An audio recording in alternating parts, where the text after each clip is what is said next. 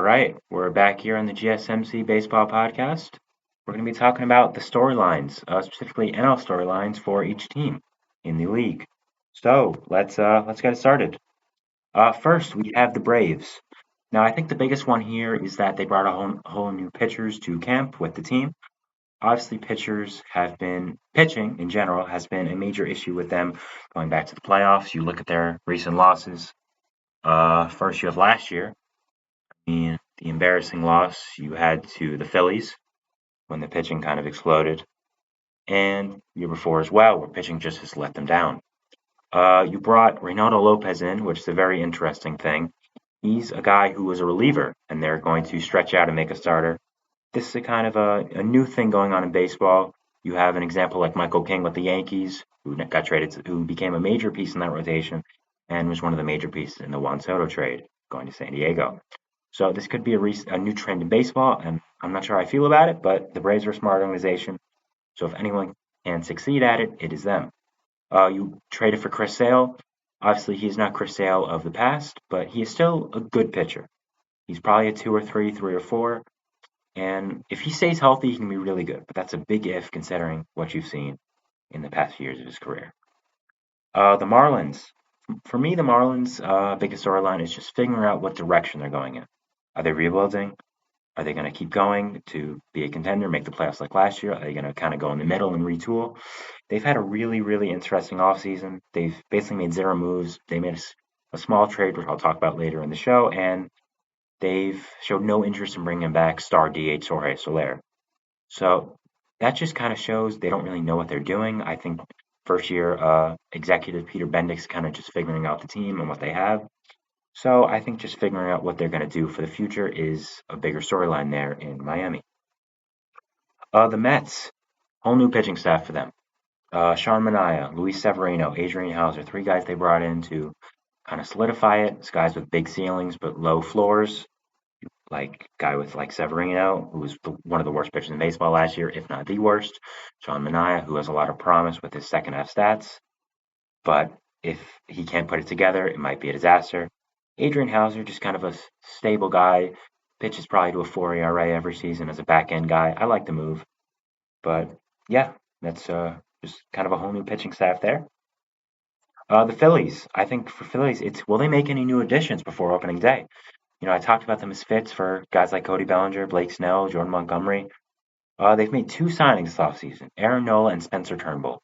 Aaron Nola, obviously a re-signing, and Spencer Turnbull just to bring in some pitching depth. So it's just kind of a quiet offseason for what they usually do, and I think it'll be interesting to see if they bring in more guys for the team. The Nationals.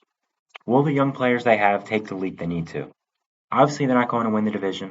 They're probably not going to make the playoffs. I would be shocked if they do, as a matter of fact. But they have some nice young pieces, specifically guys they got in the Juan Soto and Josh Bell trade. A guy like Mackenzie Gore, C.J. Abrams as well, guys they got back from San Diego. Guys they believe can be stars of the organization and face of the franchise in D.C. You have a guy coming back like Josiah Gray, who was in the Max Scherzer trade. You're seeing the fruits of your labor and the fruits of these big trades you made coming into fruition. And I think if these young guys can take the leap they need to and become younger stars and kind of guide the organization, I think that is a really good thing for the Nationals and what they should be looking for. Let's jump over to the NL Central here. The Cubs. I think the biggest one is we talked about it before. Will they re-sign Bellinger? We've heard a lot about Bellinger wanting to go back to Chicago. We've heard a lot about them wanting to re-sign him, but does it make sense at the end of the day? I'm not sure that it does from a team-wise standpoint, but you look at where Bellinger's market is right now, what other choice do you have? If his market drops to a significant amount, like I'm sure it has at this point, the Cubs kind of have no choice but to bring him back with how they feel he could be and how comfortable he was in Chicago on the north side. So I think that's something to really look for and kind of see if it happens.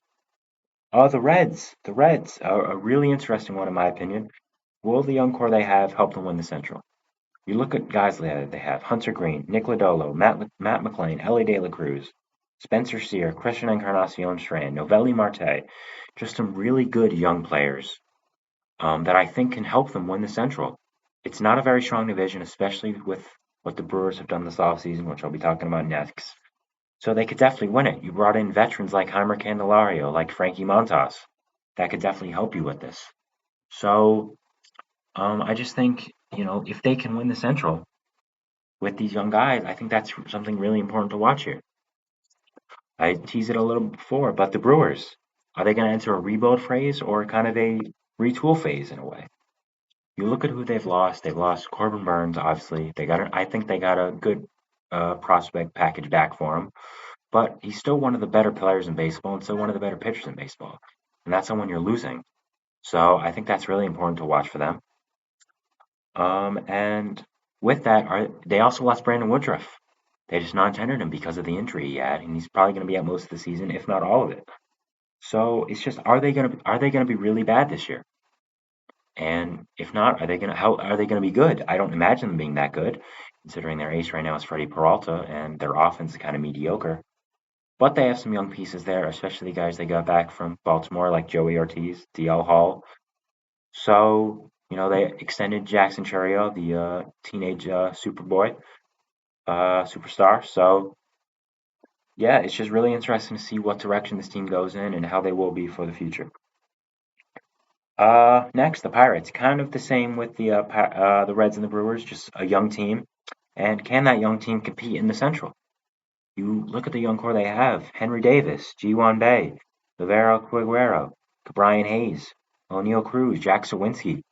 Guys that can really help them win and really help them be competitive. They brought in guys like, re-signing Andrew McCutchen, bring in Aroldis Chapman, Martin Perez, Mark Gonzalez.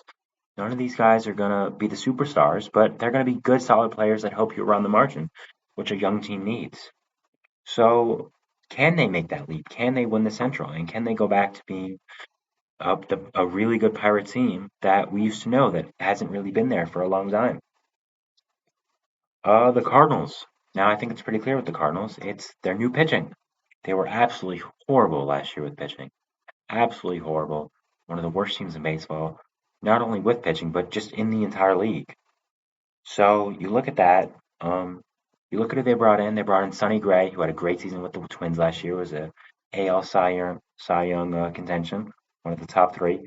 Lance Lynn, who was okay with the Dodgers, obviously has experience pitching in St. Louis, so maybe they know something that we don't. Kyle Gibson, kind of just an innings eater guy, which they felt like they need apparently. I wasn't a big fan of the signings, but maybe they see something that we don't. I think that's something to watch. The Cardinals, they were in the playoffs just 2 years ago. They're one of the better teams. They won the Central. They had a great offense. They still have a great offense. It's just the pitching has really not been their friend this past few years. So, um, I think it's something to watch. And can their new pitching elevate them to go into the playoffs? Um, Next we have Arizona. I think it's pretty clear with this one. Can they defend their NL crown? Obviously, they shocked people and came out of nowhere to win the NL pennant last year. And they haven't stopped this offseason, and they've reinforced this team. Running a guy like Eduardo Rodriguez, Jock Peterson, Eugenio Suarez. Just really, really nice, solid moves for a team that needs it. I don't think they're going anywhere. I think they have a really good chance to repeat. It's going to be harder, obviously, with a team like the Dodgers, with what they've done. We're going to talk about them next, but wow, they've done a lot to make sure the D-backs don't go back in the NL.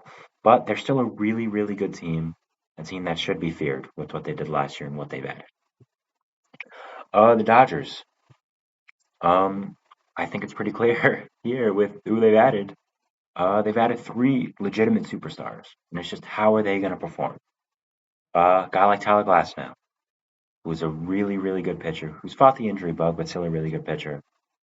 You have obviously Yoshinobu Yamamoto, who they brought over from Japan, signed a $325 million contract before even pitching a game in the major leagues, which is just unprecedented. But I think he's going to be really good, and I think he's a bona fide superstar, especially when you get a contract like that, especially when you bring over fans from Japan to the MLB game. I think that's something big as well. And that ties in with who we're going to talk about next, Shohei Ohtani.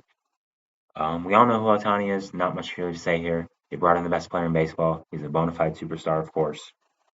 But he's going to be nursing his arm back to health while hitting in a new team with a lot of pressure to fill the contract he got.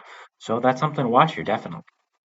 So I think something really interesting to see while we go into opening day and spring training plays out as well.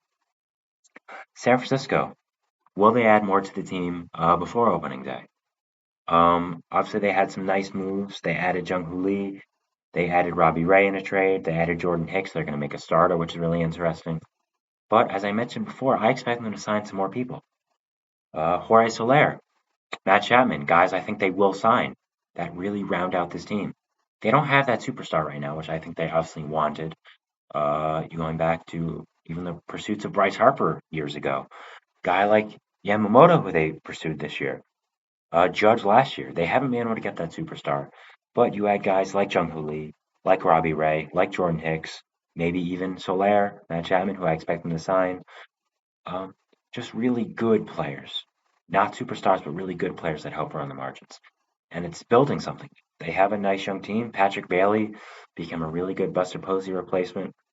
So I think it's just, will they add more to the team before opening day? I think that's something to watch, and I think they will. And for Giants fans' sake, I hope they do. Padres, will they be competitive after dealing Juan Soto? Now, you might say no off the bat, and that would be fair because you trade one of the better players in baseball. You're probably entering a rebuild, but they still have a lot of good players. Manny Machado, of course. Fernando Tatis Jr., of course. Just great, great players. Now, losing Soto, of course, hurts. I'm not going to sugarcoat it. He's a great player. They unfortunately had to trade because of financial situation. But they still have a lot of good young players, a lot of good players as well in that team, like Machado, like Tatis. They have good pitching they got back mainly in the Soto trade. So they could be competitive next year, and I expect them to be with what they added and what they have on their team already. They made the NL Championship game for a reason, NLCS for a reason, because they have a good team, they have a good core. Losing Soto, losing Hader, losing Snell, all hurts. But they have the depth, and they have players who are going to help them stay competitive. Are they going to be a World Series contender? Probably not. But I think they're still going to be a really good team, and I think they can be.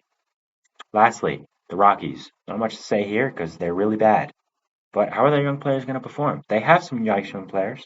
Michael Toglia, Ryan McMahon, Nolan Jones, who was a really big surprise after coming over in a trade from Cleveland, and Ezekiel Tovar as well.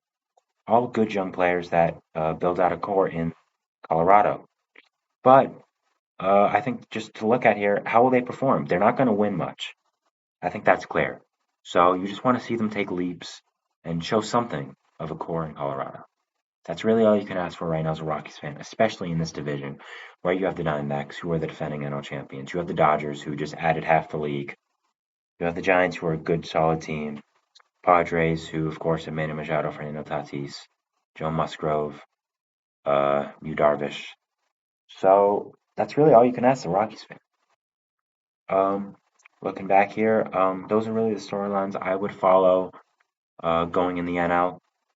I think there's some really interesting things to watch, some really interesting things that could happen as well. So yeah, so we're gonna take another break. When we come back, we are going to be talking about AL storylines and what could go on in the American League and things like that. Obviously, we've had a lot of movement, mainly Juan Soto.